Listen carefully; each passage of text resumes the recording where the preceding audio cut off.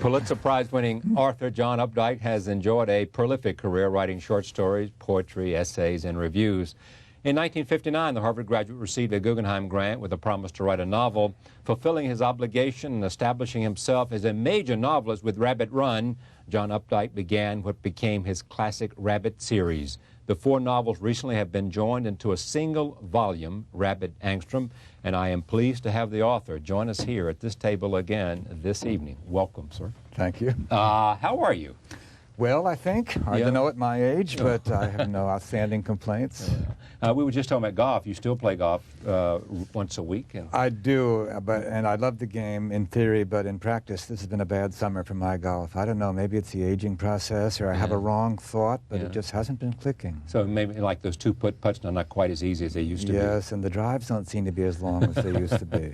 Anything else you've noticed about aging that we can talk about? I mean, do you find yourself wiser, or do you find that there are areas in which experience and all come? There are certain ways in which I think I'm a better writer, you know. Not only did I permit this book to be created, but I personally read those things twice. I read proof on it, and occasionally here and there did find a sentence that my younger self had written that I was confident I could improve, and I did. So this is, for me, a kind of definitive text as well as just a bundled-up text. I want to let's promote this for a second, because it is a wonderful thing. I mean, it's a big volume. It's a handful. It's a handful. It is a handful.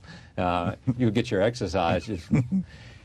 It also, what does it mean to you, and what's important, this Everyman's Library, in which a lot of very distinguished writers, whether it's Rushdie and others that I have here that are part of this series, as Gabriel Marquez and here is Joe Heller, and here is others, and there are others. What's important about this? It's exciting to me. You know, I'm of a sufficient of an age that I remember the old Everyman's. It was the series in which we bought a lot of our college texts. So for me to be in Everyman's, although they didn't look quite like that, is very exciting. It's a kind of step up into the world of permanency. Yes. All of us writers hope to be permanently read. I don't quite know why. But no, it's exciting, and I'm glad to see that the series has taken on a new life. Everyman. It was pretty moribund, as you may know, for a while. Yeah, I do know. A young Scotsman called Campbell, with Sonny Mehta at Random House Knopf's help, has revived it, and I was very flattered to be given the chance to see all those 4 volumes as one. Do you reread your works? I mean, this caused you to reread the 4 You're right, not books. Unless I have a reason. I mean, I'm not that narcissistic. Occasionally I look into my old poems to see how they hold up, you know. Not only have I bound these together, but I had a collected poems a few years ago, and I look at those. But basically, no. Well, I've read them enough by the time they're out that I don't need to read them again. These are locker room questions, but I'm curious anyway, so I ask them. Plus, it's my show. Why not? It's a locker room show, a locker room kind of show. What is one of the 4 a favorite of yours? Did you find one more speaks to you more than the other 3? I think the one that was most fun to write, insofar as I can remember how much fun one has, is Rabbit is Rich, which is the 3rd one, and it's the one that finds him kind of rescued from his rather humble and confused status in the first 2 novels. Now he's a used car salesman of some status. His wife is rich, and not just because Harry has achieved a new kind of middle-aged, Babbitt-like bourgeois identity, but because his wife is much more somehow human and happy. It was, insofar as those people are ever happy, and of course novels, the novel characters can't be totally happy, you wouldn't have a novel. I liked the happy feeling of that. It was kind of a nice, full feeling. Critics liked it, too. It seems to me that am I right about that? Many, did it win the national... many liked it, yes.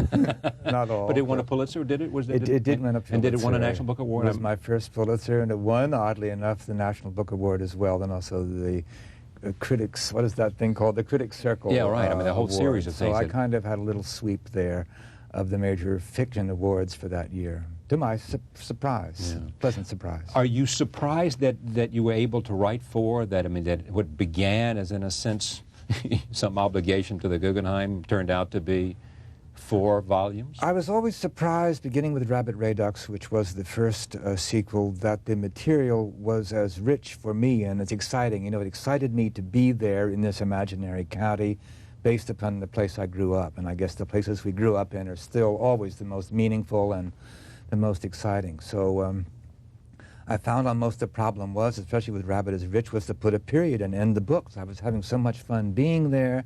So many ideas came to me about what these people would be doing that it was really some effort to close the book and make an end. In some ways, you could argue that it was every writer's dream to find a story, to find characters that he could take through that kind of experience. Don't you think? I was lucky. I was lucky, and I don't know quite when the idea occurred to me. It was kind of a desperate move to write the first sequel. I just didn't have any other ideas, and I was so upset about America. It was the Vietnam era.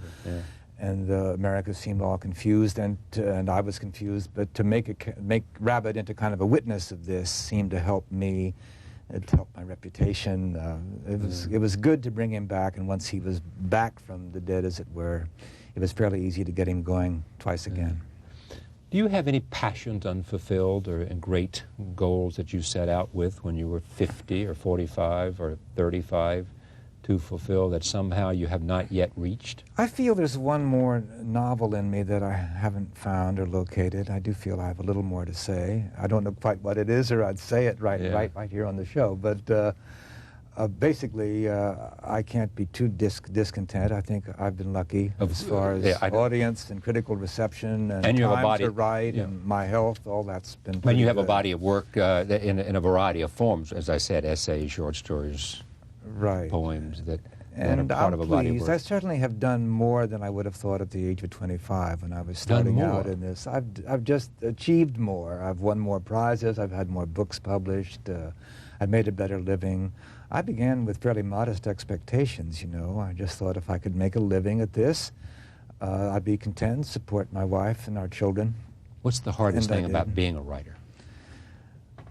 Well, I suppose it's that getting in there in the morning and looking at the blank, whatever it is, piece of paper, screen now, computer screen, and trying to make the leap into it and the belief that you have something to say still. But once you make that first sentence, it begins to happen and accumulate. You get kind of excited. What do you start with? A kind of an image in my head, sometimes a title. The book that's coming out this spring was the title, In the Beauty of the Lilies. I've been haunted by this phrase for many a year, and I finally thought I should put a novel under the title, as it were.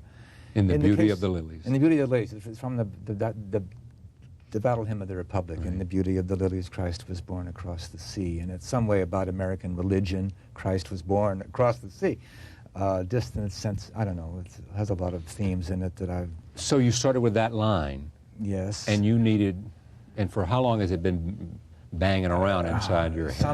Some years, and it's a generational saga, and I guess the idea of a minister, Presbyterian minister, realizing he didn't believe any of it anymore was sort of the starting point. But in some way, God himself does not retire but continues to act upon these people, so it's a book that attempts to have God as a character to some degree.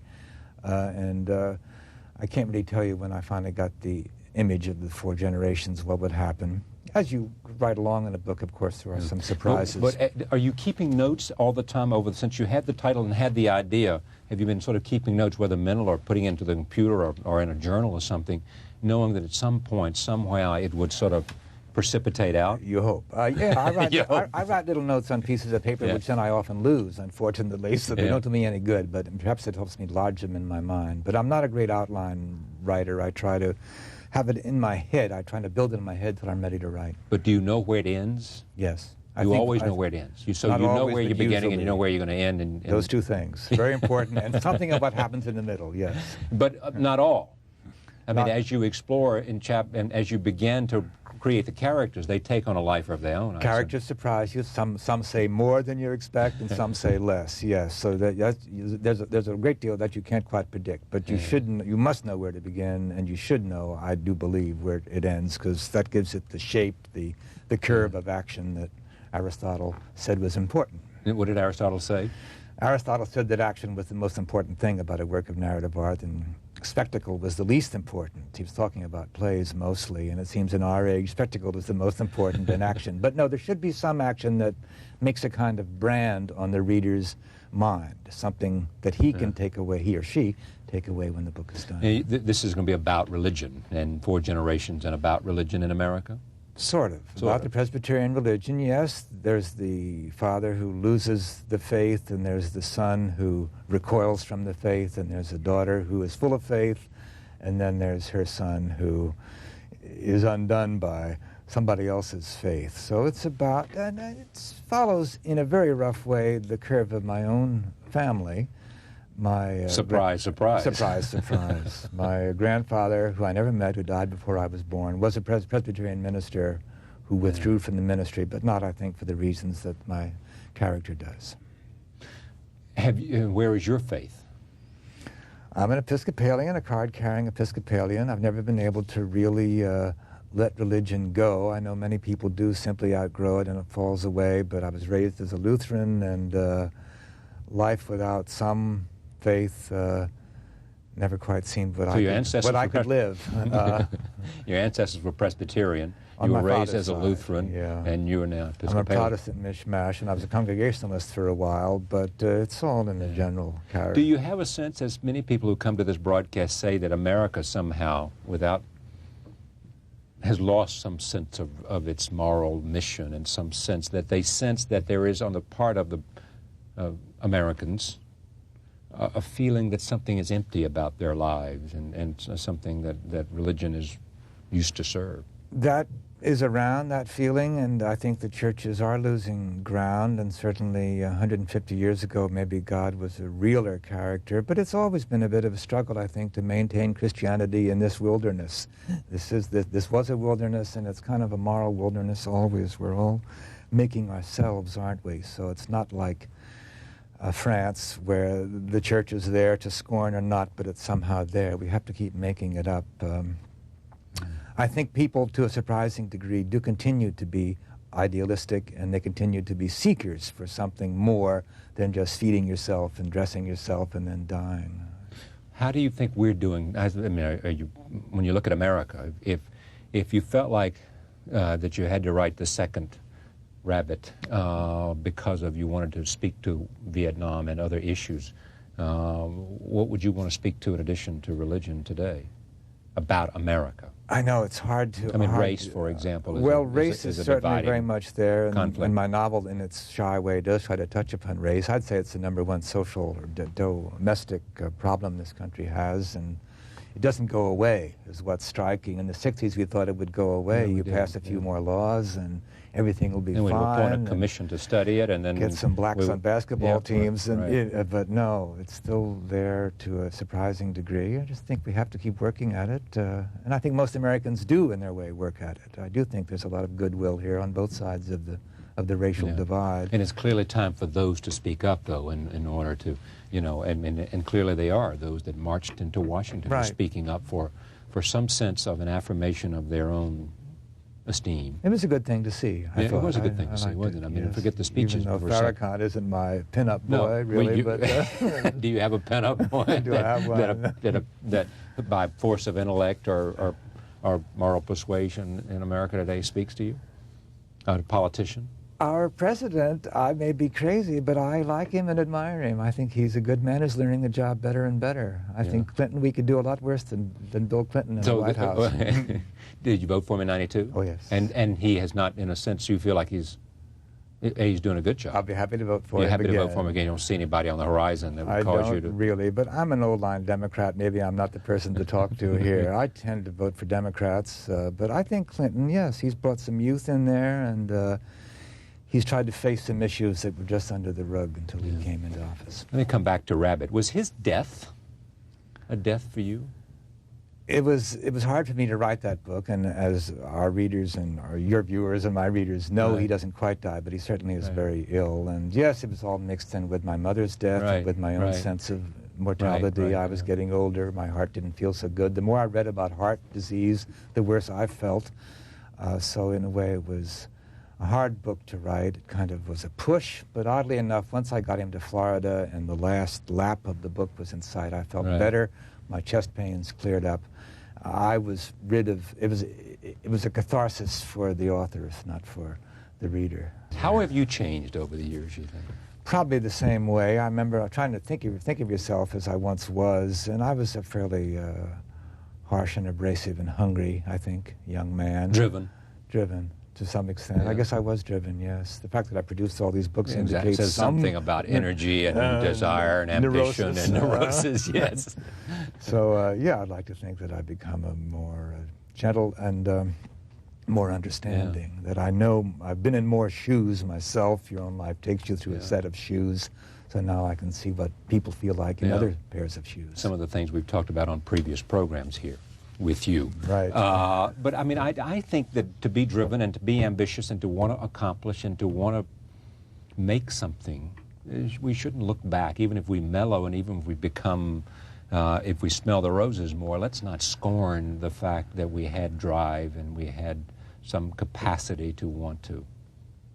Yes? Thank you. Thank you for absolving me from my earlier sins. I did have always, as a child on, the wish to make something. I'm glad you said make. The fact that this heavy book may be unreadable, that I made it, in some sense, and that's a source of some satisfaction and pride to me. It ought to be a lot, and I'm pleased that you're here with us, and I thank you very much. Thank you. John Updike, Rabbit Angstrom, the 4 novels here in Every Man's Library. I hope we'll see you when the new novel comes out, which is when? February, I think. All right. Well, I'll try to lure you back. If we're all alive. I'll be happy to be here. Thank you. We'll be right back. Bell Hooks is here. Stay with us.